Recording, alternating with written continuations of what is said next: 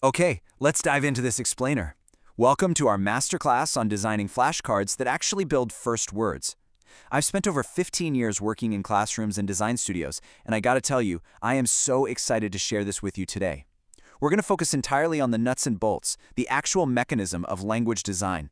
Now, just a quick heads up before we really get going. If you're looking for specific age milestones or safety claims about flashcards, those are absolutely not covered in the source material today. But what is covered is honestly a total game changer. We're talking about how to design learning tools that genuinely click with the child's developing brain. For our learning objectives today, we're keeping it super focused. We're going to explain the concept of reference, identify what distracts a learner, design cards that grow meaning, and learn how to test variations. Let's get right to it. To start us off, we kind of need to redefine what a first word actually is. It's not just a cute little sound a child parrots back to you. So what is it? Well, it's a meaning-based mental event. It's that magical aha moment where a spoken pattern suddenly stands for one meaningful idea. Language literally stops being just random background noise and becomes a practical tool.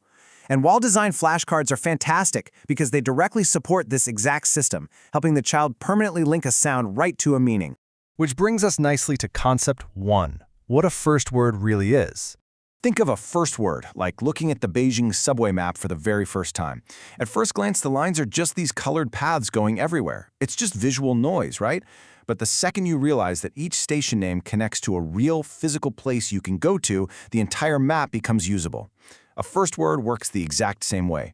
The child isn't just hearing a sound, they're learning reference. They're learning that a specific sound points to that specific thing or that specific action. So here's a Sticky's memory tip for you. A first word isn't just a sound, it's a tiny system.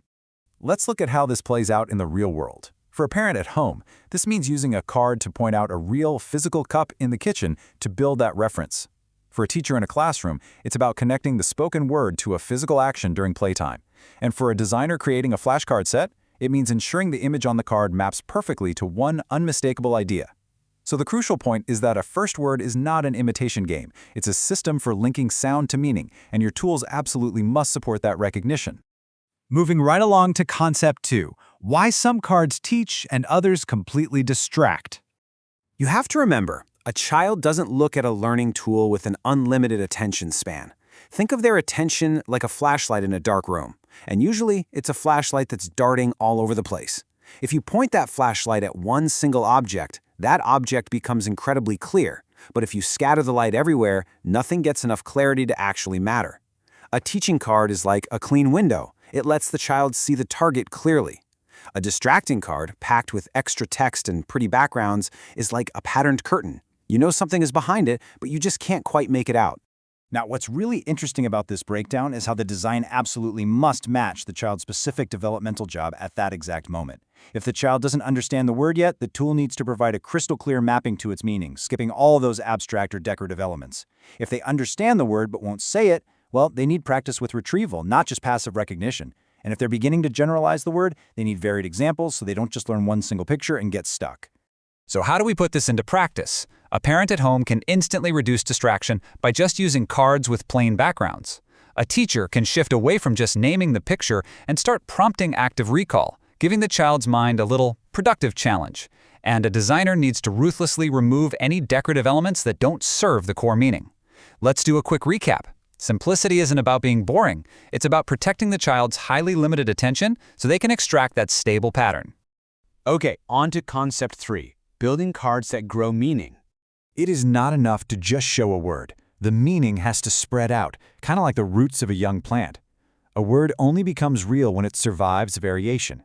First, you choose a clear anchor, a simple, unmistakable image. Next, you test it in new places. And finally, you reach generalization. This means you mix up the viewpoint, show the front, then show the side of an object.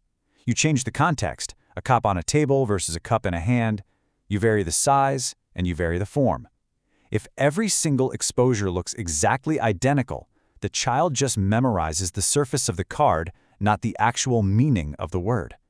But there's a bit of a hidden trade-off here. It's like walking a tightrope. If your design is too narrow, the child just memorizes that one specific picture. But if it's too broad or abstract, the child loses the anchor entirely and literally cannot tell what the word refers to. The absolute sweet spot is right in the middle. and that's where expert judgment lives. You want just enough clarity that the target is unmistakable, and just enough flexibility that the meaning can spread out into the real world. How do we apply this variation? Well, a parent might show a picture of a cup, and then immediately point out tall cups and paper cups in their own kitchen. A teacher might use an action card for eat, but demonstrate it with different bowls and spoons. And a designer should purposely create materials that vary the viewpoint. To recap this, the card is never the destination. The card is simply a bridge to help the child understand the whole concept in the real world. And that brings us to concept 4, which honestly might be the most important part of our explainer today, the identity shift. To truly excel at this, you have to shift your mindset from being a card collector to being a language builder. When you look at a learning tool, you shouldn't be asking, "Oh, is this cute?" No way! You should ask, "What mental job is this actually supporting?" The ultimate goal is to seamlessly connect sound, meaning, and everyday use. Real skill isn't making things look educational, it's making them work with how children actually learn. So, judge your tools by how well they help the word travel off the paper and into real life. Now let's dive into some common mistakes students make. Let's move to these common pitfalls and see how this builds our practical skills. We so often see these really pretty backgrounds, but those just scatter a child's attention.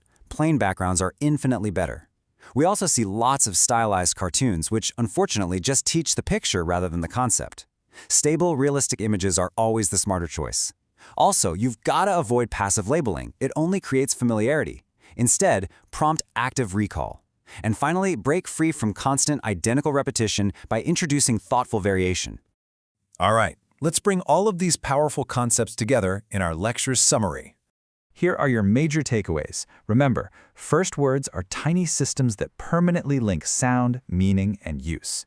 To support this, you absolutely must protect a learner's limited attention by avoiding visual clutter. Ditch those pattern curtains. Always make sure to match the tool to the child's current language job, whether that's understanding, retrieval, or generalization. True memory requires retrieval effort, not just passive exposure. And above all, your designs must help the meaning generalize and survive variation out there in the real world. Time for some practice questions to lock all of this in. I want you to think through these on your own. For an easy level check, can you clearly define what a first word actually is? At a medium level, how does active retrieval fundamentally differ from just passive exposure? And for a really deep conceptual test, the very next time you hold a flashcard, ask yourself, does this help the word travel outside the card into real life? And this brilliantly illustrates our entire journey today. When you're choosing or designing learning materials, I want you to look closely and ask yourself, are you just decorating language or are you actually growing it? Thank you so much for joining this explainer. I really hope you feel totally empowered to go out there and build some incredible language.